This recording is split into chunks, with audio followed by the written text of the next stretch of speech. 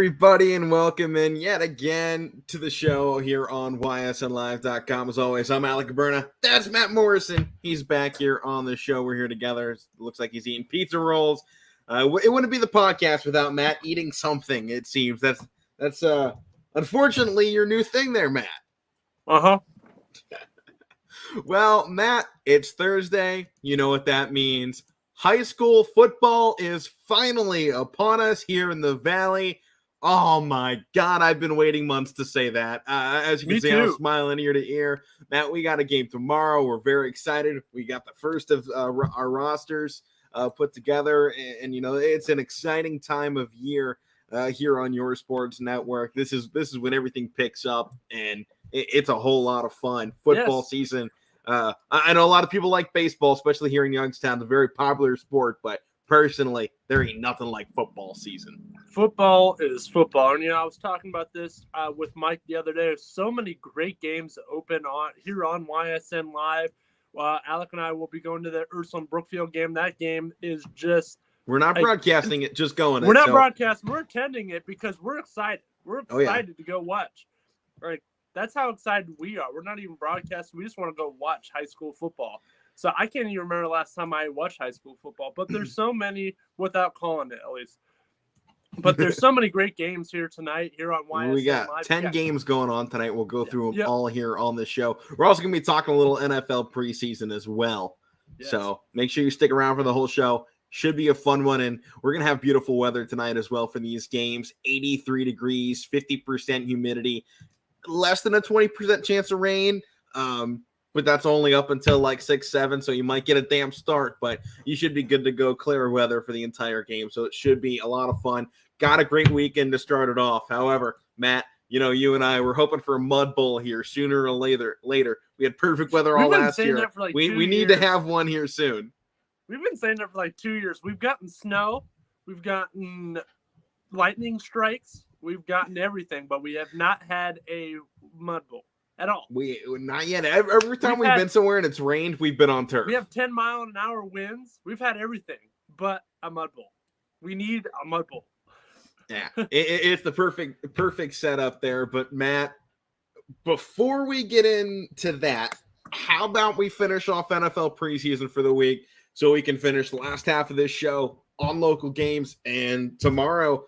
I think we got like 20 or 30 games going on there. So we'll flip most of the attention, I think, in tomorrow's show to more YSN games and your local games going on in the area, because that's the time of the year. That's what people want to hear. So we'll keep it a little local here on the show for the next 2 days. But Matt, picking up where we left off from yesterday, you weren't on. Mike and I got preseason week 2 started. Made it all the way until the 4 o'clock games on Saturday. So we got a little bit left to finish things off. And I guess we'll get this started. Tampa Bay Buccaneers going into Tennessee to take on the Titans this week. Look at the two teams. They both lost in week 1. And Tom Brady's gone, extended absence. He'll be miss all the preseason. No one really cares. It's Tom Brady. He wasn't going to play anyways. You look at this Buccaneers offense. They lost last time out with Kyle Trask as their starter. He had a pretty good game. I mean, 25 of 33, 258 yards, a touchdown, and interception. It just didn't feel like they had much of a defense, so I guess we'll see how that develops here into the second week. They ended up getting 3 sacks on the Dolphins in that game, who only played Skylar Thompson as their lone quarterback. And you look on the other side here with the Titans. They're another team that ended up losing in week 1, kind of a surprising fashion as well. They really showed up short against the Ravens. Their defense couldn't go anywhere. Their offense couldn't go anywhere. So I think you move in here to week 2. I want to see the Titans give it to Malik Willis more. They clearly drafted him as a number 2 option to Ryan Tannehill, yet they gave Logan Woodside the majority of snaps in the preseason game 1. His yardage was fine, completion percentage fine, but he threw 2 interceptions and no touchdowns, so that's not going to carry up. So I imagine they're going to give this off to Malik Willis in this game. I think it's going to excite a lot of people. I'm going Titans for that one reason. Buccaneers are going to be great come regular season. Both these teams should be great come regular season, but I'm going to give Titans the preseason advantage based on some depth. Yes. I like Malik Willis a little bit better than Kyle Trask.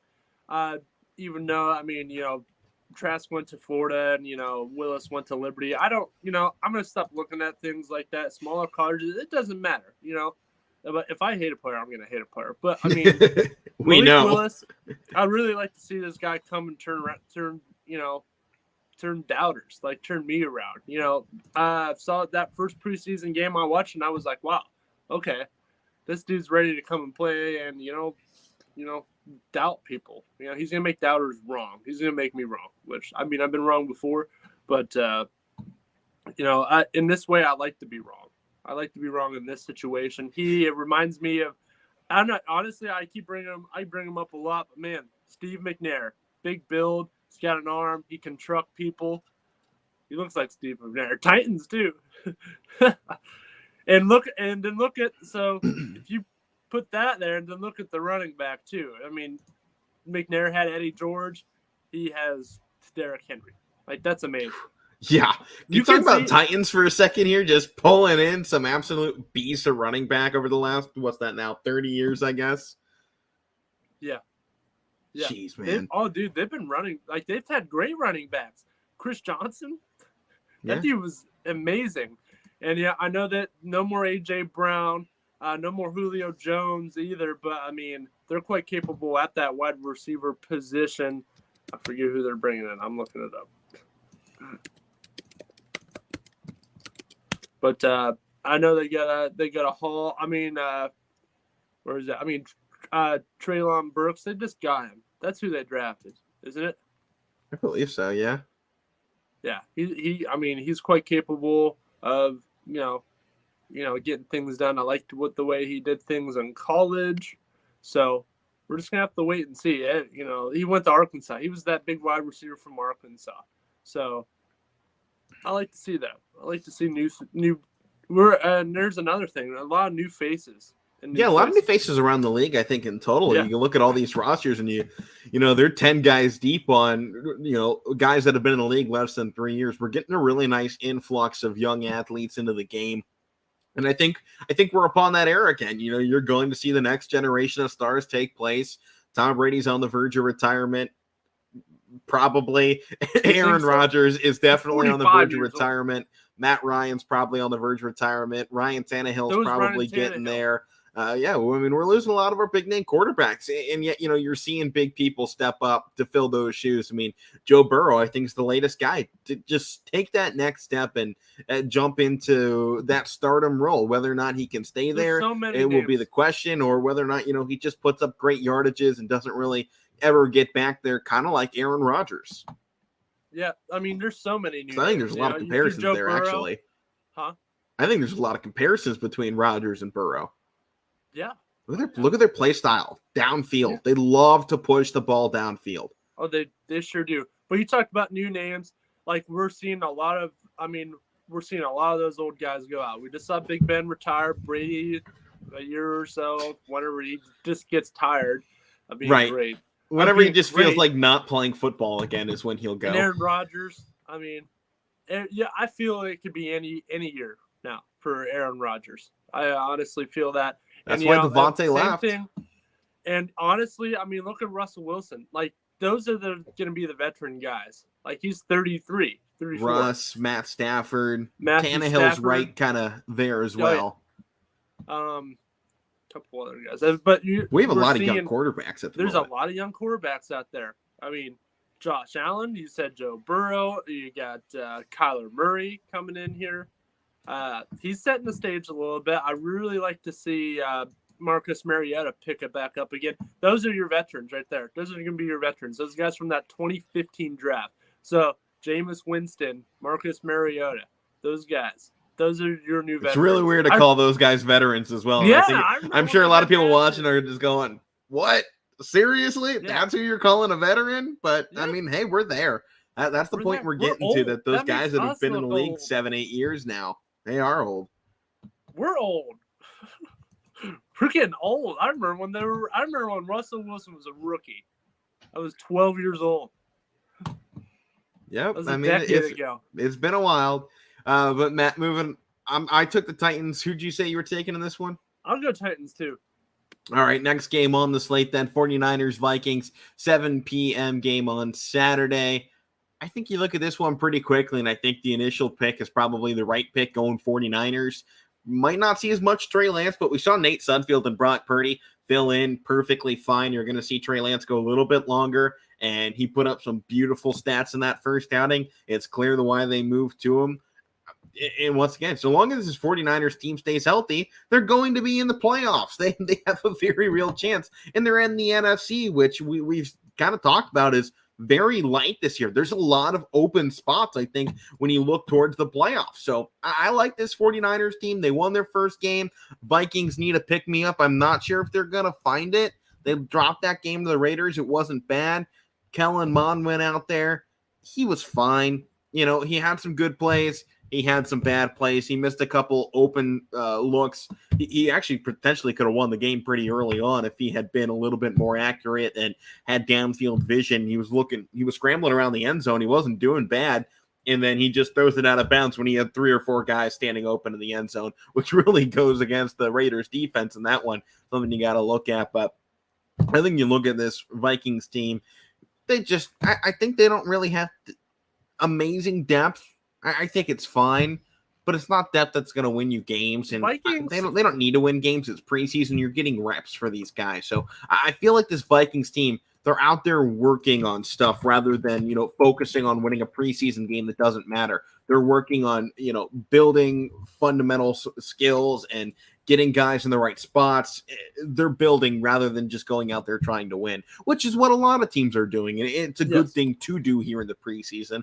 And it's something I'm sure a lot of high school teams would love to have a preseason just to go out there. And I know they do scrimmages, but, you know, you don't get that full-on hit until week 1. Yeah. You don't get that full speed pop. Yeah. I've always seen the Vikings for most of my life as not a superstar team, but not a horrible team. They're like right above mediocre. They get in the playoffs here and there. They're above 500. They've been that way. I want to see this Vikings team do something. I don't want to see them. Like, I know they've had upsets, the Minnesota Miracle and stuff like that. I love that play. Oh, yeah, me too. But, like, I like both of those teams going into it. I wasn't favored to win, not underdogs. I want to see them, like, amazing coming in. Like when they had Brett Favre and Adrian Peterson back You want the Purple People Eaters to not be underdogs? The Purple People Eaters. I remember that, man. I thought you'd like that throwback. 80s. I know. That was awesome. I thought you'd like that throwback. You always throw them out, so I figured I'd hand you one this time. The Purple People Eaters. But I'm going 49ers into this game, Matt. What about you? Yes, he throws another pizza roll in his mouth just as I ask him. All right, he's taking the Niners. Matt, chew quickly here, man, because we got your team coming up here. Steelers taking on the Jags this week. Jacksonville has looked abysmal. There it is. It's been a while since I threw it out here in the preseason. They lost to the Browns. They lost to the Raiders. Nothing's looked great for them so far.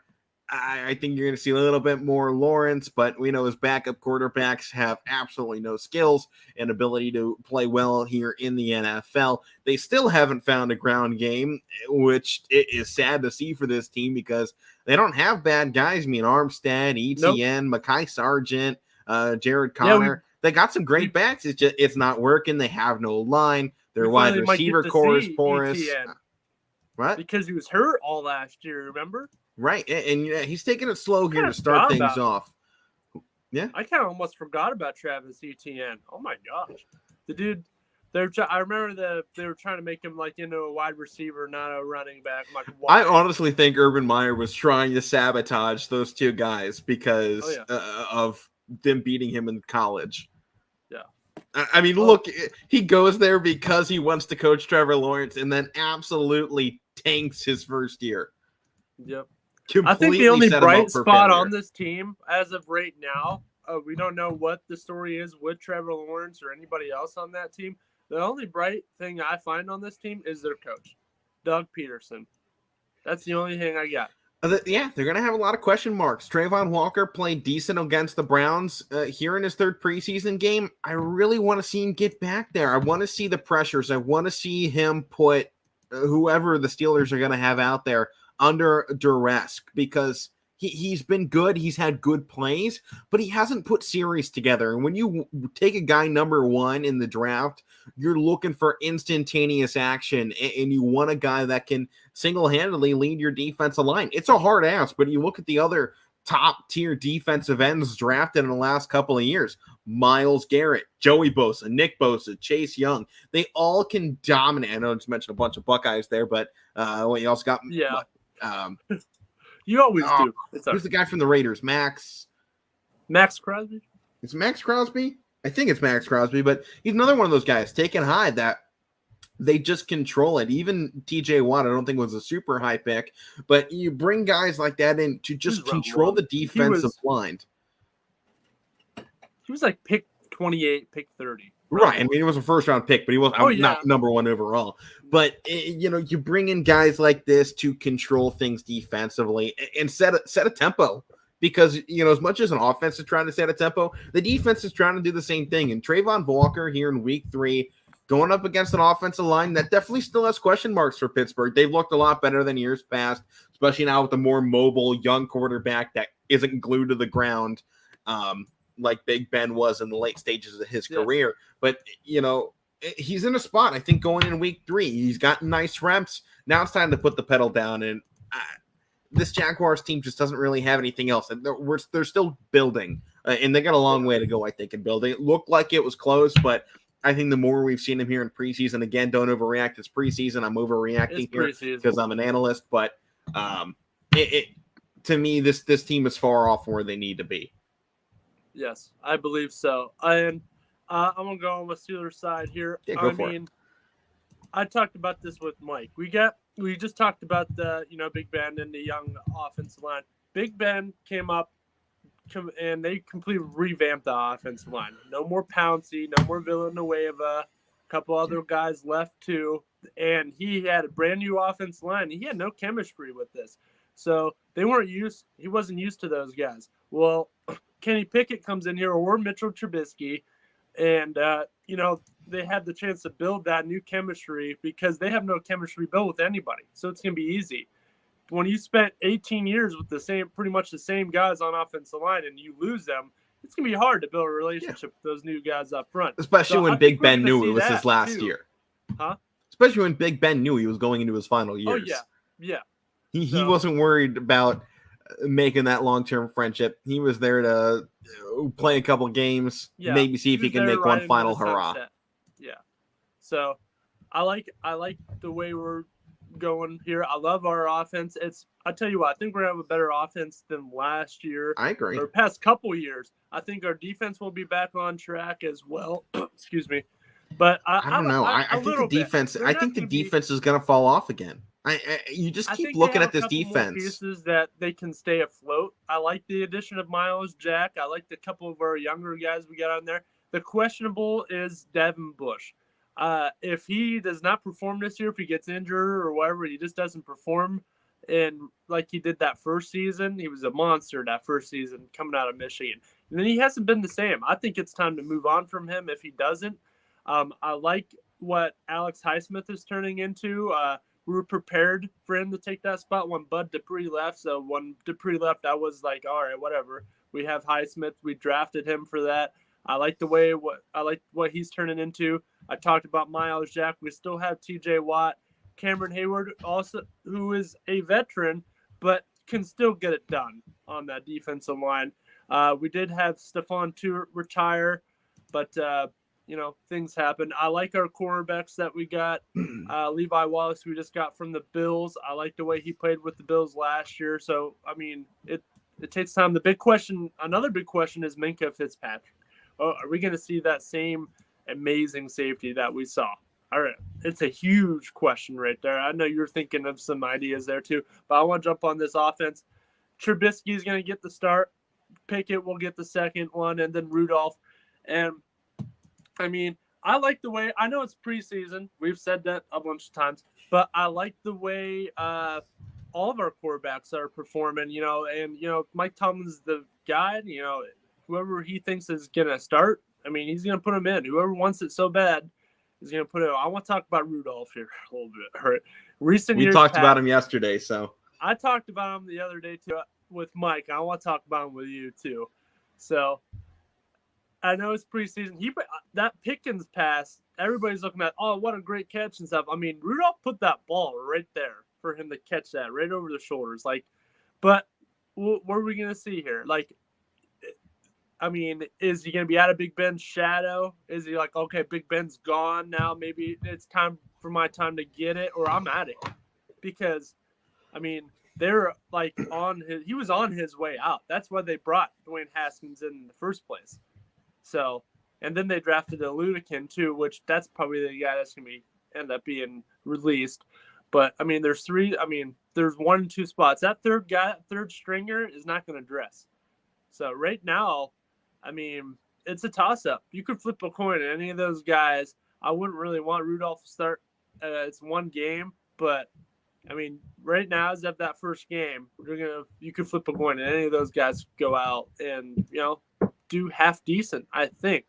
So, but as the preseason goes along, I think you're going to see some things sink in a little bit. Rudolph can come out after months of not playing and have one great game. But was it just one great game, or is he for real now? That's what we're going to have to wait and see. I want to see that. So I'm really interested in this game. I'll be home tomorrow. I'm going to watch it. Kenny is looking like the real deal. Honestly, though, I think he needs to sit. I talked about this with Mike. I think he needs to sit for a year. I think he needs to sit. Oh, okay. I thought you were saying not playing this preseason game. No, sit behind Mitch. Yes. Yes, I think he needs to sit. Miscommunication. For regular season talking. It's my bad. I think he needs to sit for a year, get a little bit more quarterback ready. I think I've said this before. I think he was the most quarterback in this draft that is NFL ready. I know this quarterback class wasn't the best, but out of all of them, I think he was the most ready. But saying that, he still needs some work. He still needs to sit. The entire class needed work. Yeah. So I mean, that's why he was the only quarterback taken in the first 2 rounds. We never see that in the NFL these days. I mean, you go back to, 2018, and we had 9 quarterbacks taken in the first 2 rounds. Yeah. So and that was insane to see that many guys get taken in that draft. But I guess I'll go here on the defensive side for the Steelers. Go ahead. We talked offense yesterday, me and Mike, and I agree. I like some of their young guys, but it seems every year they're getting worse, and they're losing the big names that made them that high caliber a couple years ago when, they were a really solid team. They were winning games with Mason Rudolph and Duck Hodges as their, starting quarterback with their defense. And I think right now, if you go out there and you put Mason Rudolph at quarterback, the team's not going to win games because the defense isn't the level it's at. I agree with you. I think the offense is going to take a step up now that, you rid the team of Big Ben. I thought he was a liability for them, and I didn't think he was making them their best. But you look at the defense, and I love them to death, but they allowed 25 points to the Seahawks, but that's not the part I look at. I look at the fact they allowed Drew Lock to go 11 of 15, and Geno Smith, the guy that hasn't played in 3 or 4 years, to go 10 of 15. You look at those stats and you go, man, 2 mediocre crap quarterbacks tearing apart what's supposed to be one of the best defenses in the NFL. Well, I know this is depth and this is preseason, but the same fact remains. Right, this is what we saw last year. This is what we saw last year from the Steelers, though. Yeah. I'm making this, line because we saw this defense last year get shredded a lot. And they make good stops when it matters, and that's great. But now you're working with but if Kenny Pickett gets in there, you're going to be working with a younger quarterback. And when you have that, then your defense needs to become consistent. And that's the biggest problem with the Steelers. They are too inconsistent defensively. Because you look at TJ Watt, defensive player of the year. You look at everybody else in that defense last year, they weren't all great. Yeah, you had a couple. Cameron Hayward was a lot better than a lot of those guys, and he's an old man. But that's the point, Matt. Cam Hayward was one of your best defensive players last year, and he's 33 years old. He had 10 sacks and an interception in that last season. 89 combined tackles. It was actually statistically his best year in his entire career, which is insane.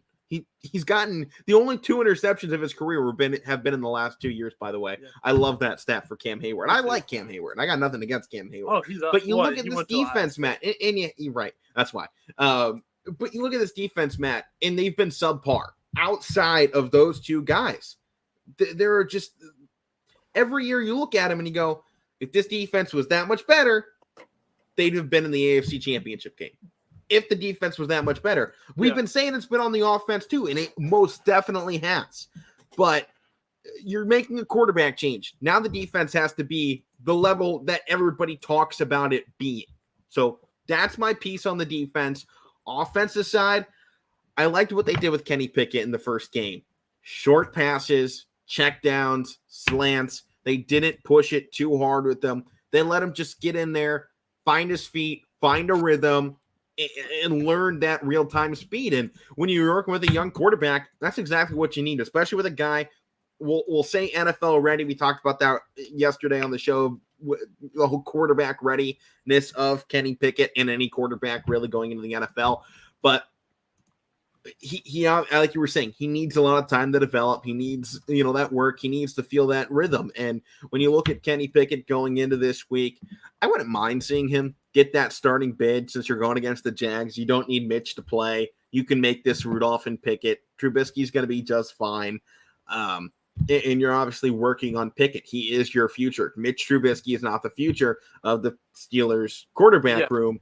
He's being brought in like Tyrod Taylor. So I like Trubisky. He's from Mentor, Ohio. He's an Ohio guy, but I think this Steelers team, they need a lot of work. I still think they can they can be a playoff team this year if the AFC North goes into shambles again, kind of like it did last year, and injuries ate up everywhere.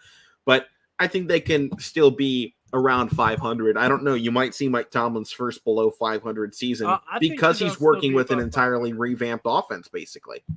I think they'll be above 500. I think he's going to learn new things too, because he hasn't had a starting quarterback other than Ben his whole career. Hasn't worked with other quarterbacks, but we've seen that before. So, and he managed just fine with Devlin Hodges and Mason Rudolph a couple years ago.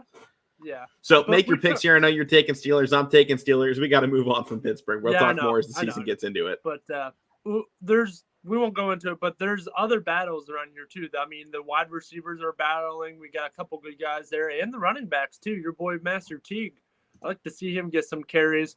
But I must say I was impressed with that running back room in game one. It was different than what we've normally seen. I mean, they had 4 backs that all were averaging over 5 yards per carry. Or actually, they had 3 backs over 5 yards per carry with 5 carries or more. So I liked that. Yeah, but we got to move on here, Matt. No more Steelers talk. How about we fly through the rest of these a little bit quicker than that? We can talk high school. Right, exactly. So Raiders and the Dolphins going into Miami. Raiders have looked phenomenal here in preseason. That's a big thing. And you look at the Dolphins side, it's the Dolphins. I think it was a little surprised they beat the Buccaneers in that game. I think maybe a little bit of a fluke in that one. Lynn Bowden showed out, though, which was nice to see. 3 receptions, 55 yards in the touchdown. Defense played all right. They did allow, Kyle Trask to go for 258 yards. And I think when you look at this Raiders depth that we've seen so far, quarterback room for the Raiders seems to be just fine with Jarrett Stidham and Nick Mullins and Chase Garbers. They've been really good backing things up. So I think I'm going Raiders in this one here, Matt. I'm going Raiders too. I like Lynn Bowden, man. I think it's crazy for not to be getting this guy some reps. He can play any position. He can go quarterback. He can go punt return, running back, receiver. He's slash. Like, he can play anywhere. He's a athlete. Put him in and play him. You have a hidden gem here. I know the bias is showing he came from Liberty and Warren Harding, but I mean, the guy can play. I mean, I would love the Raiders to fit him in here. And the Raiders right now are my dark horse team this year. The Raiders are my dark horse team. I think they can come out. Fair. We'll see. Fair enough. I mean, I don't really have anything against that. I definitely think they're a team. Actually, I have them as my dark horse Super Bowl team as well, coming out of the AFC. I have actually Raiders and Eagles as my dark horse Super Bowl.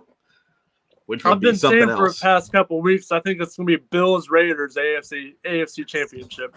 Well, Mike and I a couple weeks ago on the show, we did make a handful of picks here, so we might as well grab yours while we're at it. Yeah, since it's just preseason. But Matt, my favorites. Dark horse Super Bowl picks. One from the AFC, one from the NFC. Okay, Raiders definitely AFC and NFC. Let's look here. Eagles are a good pick. They loaded up.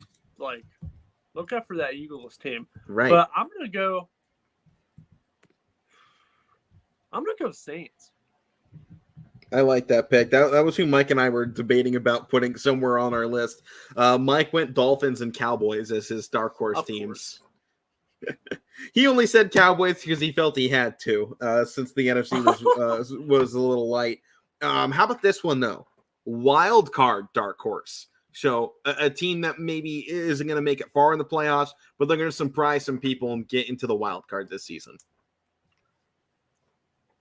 Cardinals. Okay. You get two, one from each conference. Cardinals and Titans. Are the Titans a dark horse wild card team, Matt? Maybe. You know what? Never mind. They're not. They could actually win it. How about right? This? Screw it. You know what? I'm just going to do it just because sometimes you pick crazy things. And, I'm not going to do it. I'm going to go Chargers. I was going to go Jets just to be dumb, but I'm going to go Chargers. Mike went Jets. Me went Jets. Mike did Vikings and Jets. I went Panthers and Browns. Browns? Yeah. Yeah. Panthers, I like Brissett. And we just found out today as well, Deshaun Watson will only be serving an 11-game suspension and a $5 million fine. So he's set to go. I think it's December 4th against the Houston Texans. So that'll be an interesting one. All right, Matt, give me your Super Bowl matchup. AFC, I've been doing it for years. For past couple of years, I really think this could be the year. I know they lost some guys. Be quiet. I'm going to go Buffalo Bills. I want my Bills, man. My Bills. All right. Who are they going up against in the Super Bowl? I'm going to say it right here, right now. And this is going to be the passing of the torch. The Bills are going to come in and beat the guy that's been beating them my whole life. Tom Brady and the Buccaneers. Buccaneers, Bills, Super Bowl. Bills take down Brady. That would be an interesting storyline. I love the storyline in that one. Definitely. Mike went Rams versus Ravens, which I think was a good one. I kind of gave a shout out to each one of you because I did Bills versus Cowboys. Bills Cowboys. Yeah. Ooh. Which I think would be fun to see. Rematch of the 1992 Super Bowl where the Cowboys won 52-17. All right, show off. It was horrible. Speaking of the Cowboys, though, we'll talk their game here. Cowboys at the Chargers, 10 p.m. game on Saturday. I think this should be an interesting one. But I think I'm going to give it to the Chargers because we saw the Cowboys look freaking terrible in preseason game one. Penalties just kept adding up, and they looked really bad. Chargers put up a good fight, though, against the Rams. And I think if you see their starting unit at all in this game, it's going to make them a lot better. Cowboys, like I said, they're my Super Bowl favorite this year out of the NFC, but Cooper Rush and Ben DiNucci are not going to be getting it done here. They didn't even have their top two running backs in that first game, but their starters need to show something out here because they were laughable in that game. Cooper Rush, he's the man. That's a question mark. I like Cooper Rush, man. All right, it might just because I like his name, but I think he can actually throw the ball downfield. Honestly, he's a quality backup. But you're really pushing the edge on quality there. He is a backup. He's a backup. I don't know about quality though. Than Ben DiNucci. Yeah, they don't have a backup quarterback. This looks like the Steelers a couple of years ago with Rudolph and Duck. Yeah, the freaking barnyard going on in the Steelers quarterback room. But make your pick here: Cowboys, Chargers. I'll go Cowboys. Fair enough. All right, moving on to the Sunday games. Browns get some action. Probably going to see Jacoby Brissett. Stefanski said Watson will not play for the remainder of preseason, so not really a surprise there. They wanted to get him out, see what happens. I think he's going to be real rusty, though, come that December matchup against the Texans. But Browns taking on the Eagles. Browns won preseason game 1. They did it against Jacksonville. Didn't look beautiful, I must admit.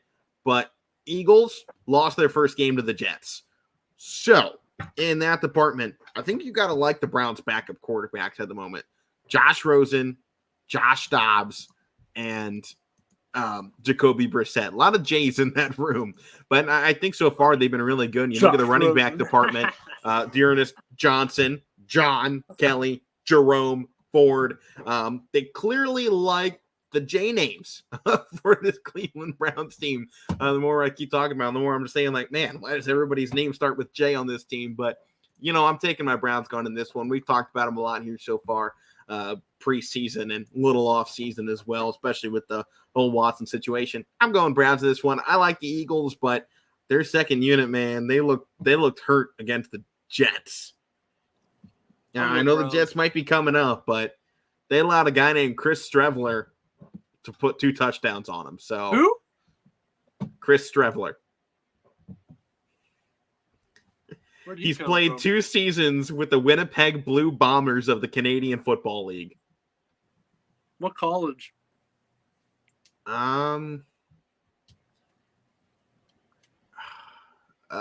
He started at Minnesota and then transferred to South Dakota. Oh. So clearly a cold weather football guy. I mean, heck, if they're going to be going into a cold game here in Cleveland, I don't think it's going to be, but if it was cold, get it off.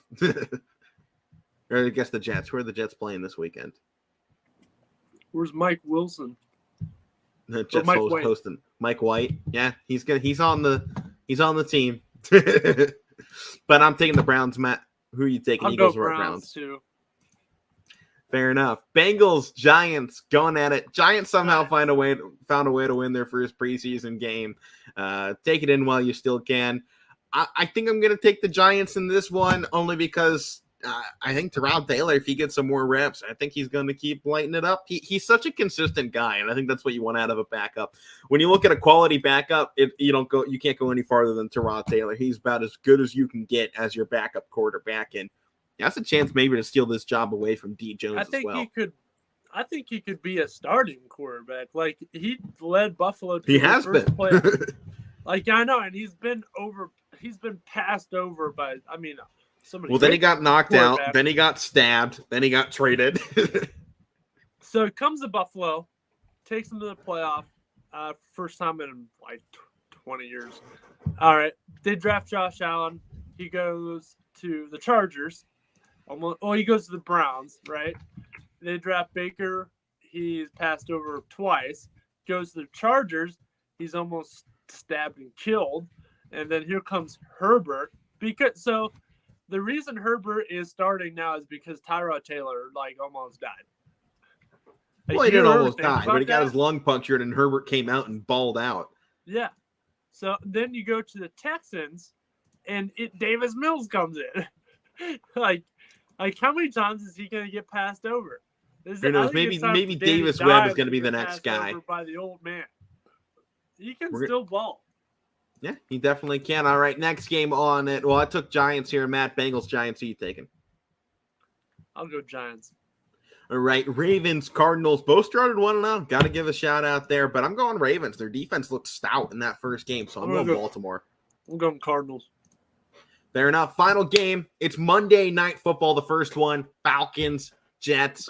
I'm giving this one to the Jets. They looked pretty good in that first game. Falcons, they got along. They made their way through, but I don't think they got quite enough. I think this Jets team, they got some confidence going right now. Yeah, I think so too. I'll go Jets.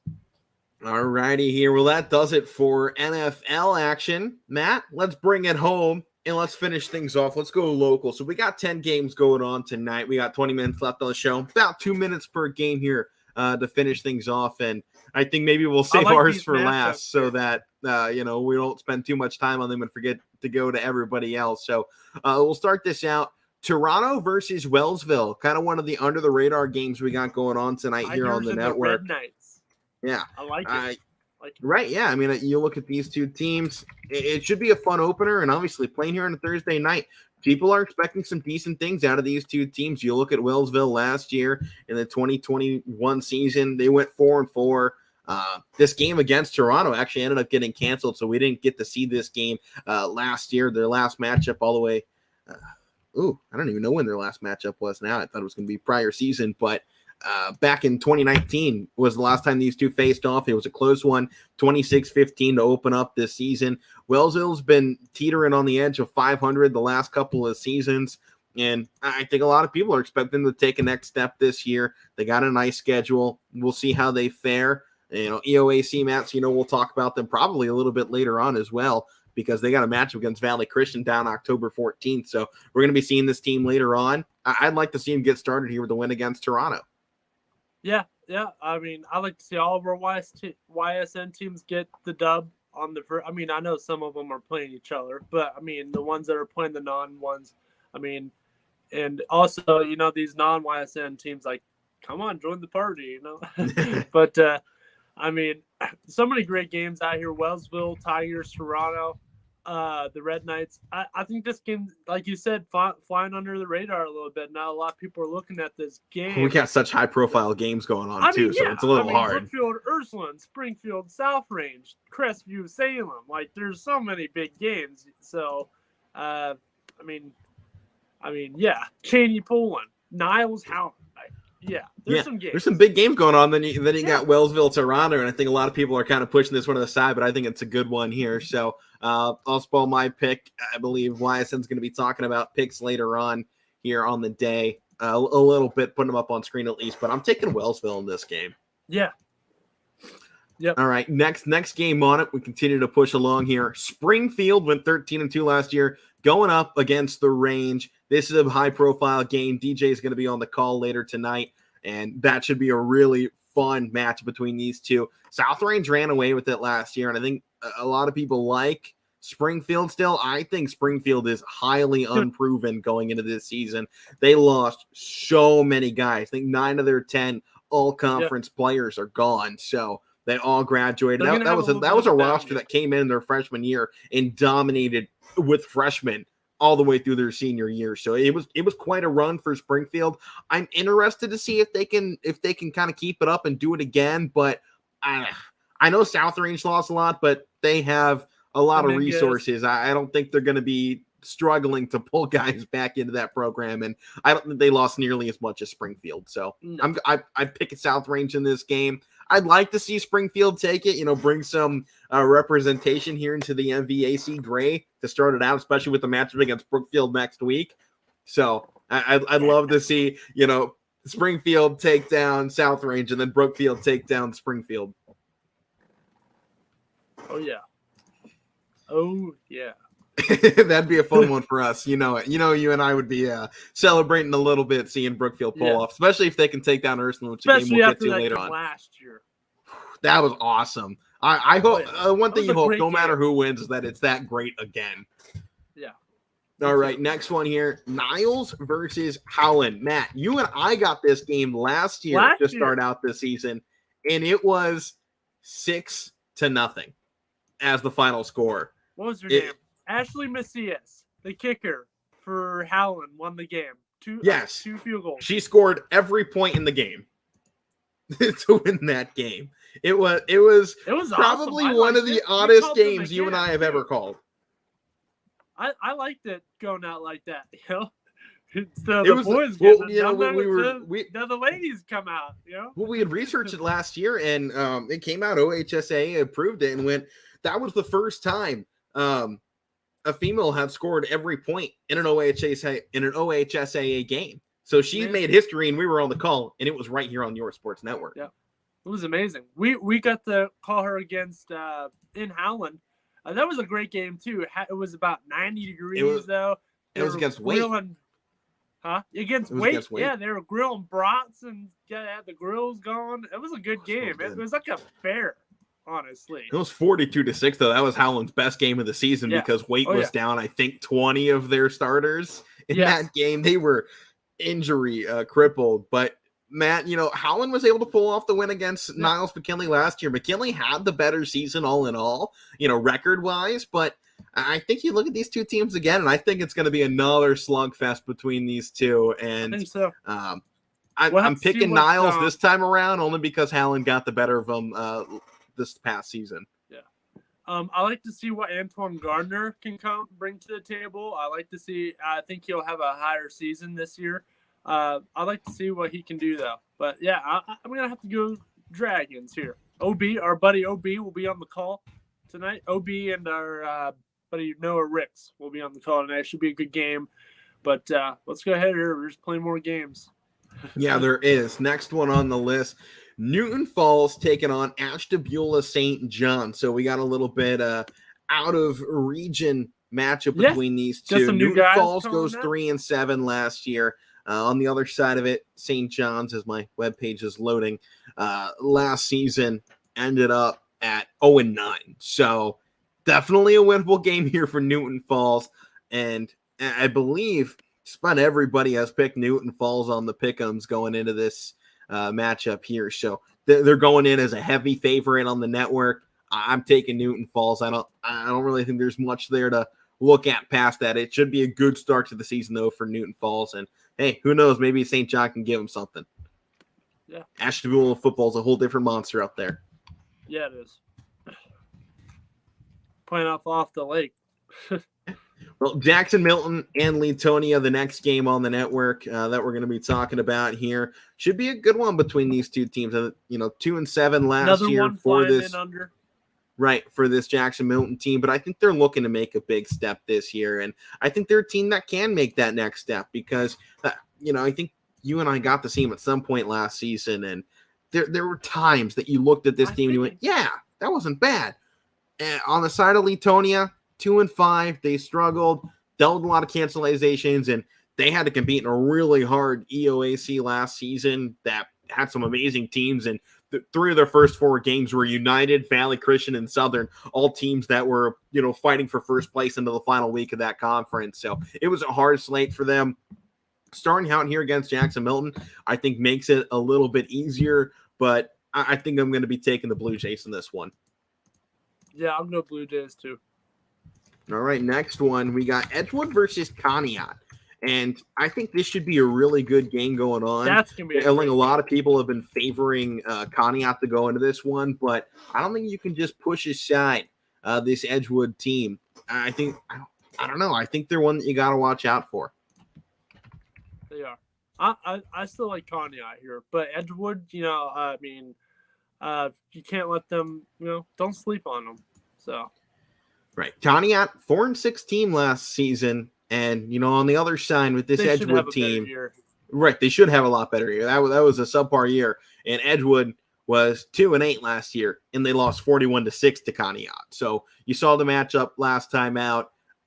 I think both these teams are going to be better, but I think Kanye is just a step ahead. So they're one of those teams that, they're real good at what they do. Oh, yeah. Okay, next one, Matt. Crestview versus Salem. This is a high-profile game, and a lot of people have been given the push to Salem as well. They're going in heavy favorites in this matchup. I'm going Rebels with the upset. It would be a really big upset as well. I mean, I'm looking here on the network. Every single person I see that have submitted their picks of the week has taken Salem. So it's a huge one. Last season, Salem came in, won at 38-13 when Crestview was playing at home. So now they're playing in Salem. Salem's got the huge advantage going to this one, Matt. They got a nice team coming back this year. They do. But you're pulling for the upset. Yeah. All right. Hey, man, I'd like to see that at the MVAC get that. I'd like it. Me too. All about getting that representation for Brookfield and down here in Division 5. We got to stall, MVAC. I mean, it's such a fun division to see. They do pull off these kind of upsets too. It's kind of like the MAC. I'm not gonna lie, it's like the MAC, and they're constantly beating up on each other. It's fun. They're sneaky. Okay, next one here we got Cleveland Lincoln West taking on the Sebring Trojans. This is an interesting one. I think when you look at it, Sebring, not the best football school at the moment. They've had better seasons, but I think this year, you look into it, coming off a 1-8 season last year, they beat that Ashtabula St. John that we talked about a little bit earlier. Their offense just struggled. They were a young team, and I think when you look at the way they matured going into this season, maybe not a playoff appearance for them, but I think better than 1-8 is definitely in the cards for this team. And, that starts with taking on this Lincoln West. And maybe the only part about this is you got to watch out, man. Cleveland football. It was an 0-6 team last year who scored a total of 6 points, but which is bad for Cleveland Lincoln West. But you look at the teams that they were going up against. It's John Adams, it's John Marshall, it's John F. Kennedy, Cleveland, and the teams they were going up against were putting up 60 points in those games. So this is a team that they know how to get beat down, I guess. But Cleveland West seems to be a positive team. But I think I'm going to go Sebring on it. People seem to be liking Lincoln West, but I like Sebring. I like Sebring. We'll go Sebring. The Trojans. All right, next one here. And this is an interesting one. So, Cheney football taking on Poling. And I've seen a lot of people jump onto this Cheney team a lot. I believe Running Point before us dropped the power rankings. Not sure if it's official yet, but Cheney's on that list. I won't spoil where they are in case that hasn't come out yet. I know it's out on Instagram, so you can check it there. They're in the top 5, though. Coming off a 4-5 season, losing their 2 best defensive players and Clive Wilson and Clive Wilson. So who's the other one? Tennington on the other side of the D line. Those guys were monsters back there, but a lot of people like this team going into the season. The roster's still stacked. It is. They had a really good roster last year. Yeah. And I think it was kind of surprising that they struggled to win so many games, despite the fact that they had a really good roster. I mean, you and I got the chance to go down there, talk to the team a little bit, and they have a new coach. Yeah, I got a new coach. What's that? His name's Seth Antrim. Yeah. So he looks. This is a program that has a really good past. So I think it's a good program to start off with. I really like it. Their former coach, he went down to North Carolina, I believe. But Seth Antrim he's got a team to, do something with. He's a young guy. I'm sure the chemistry is being built. But I always like to see how these first-year coaches do with this. This Cheney team has some promise to it. I truly believe that they can go into the playoffs and, win some games this year. Yeah, they weren't that far off of the last year. They finished 4-5, but yeah, I'm right there. I'll take Cheney in this game, but I'm going Cheney. I'll say Cheney right now. They're pulling in as a pretty decent favorite over Poland this game. Poland went 8-4 last year, but they lost a couple key pieces to graduation. People are looking for some fall off, but I'd watch out. I definitely think they're a team that's going to stick around and fight. Yeah. All right, Matt. That leaves our game. The Brookfield Warriors take it on the state runners-up from last year in Ursuline, who brought in starting quarterback from Liberty and DC Farrell. They should be absolutely stacked going into this game. And Matt, I'm looking right now on the YSN picks. There are 2 people that took Brookfield over Ursuline. I am one of them. That's exactly why they're gonna win. Everybody, it's going to be a hard-fought game, Matt. It's going to be real fun tonight. Huh? It's going to be real fun tonight. It should be a hard-fought battle. I can't wait just to sit and watch. Everybody's pushing Brookfield aside. I work in a grocery store that is in Brookfield, Ohio. Oh, yeah. Everybody's coming in. Everybody's like, Matt, you coming? I'm like, oh, yeah, I'm coming. Yeah, Matt, but I'm one of 2 guys that picked Brookfield on the YSN pick so far. And the other one, the boss, DJ Oakley, he took Brookfield over Ursuline. DJ, all right, DJ right? On the Brookfield train.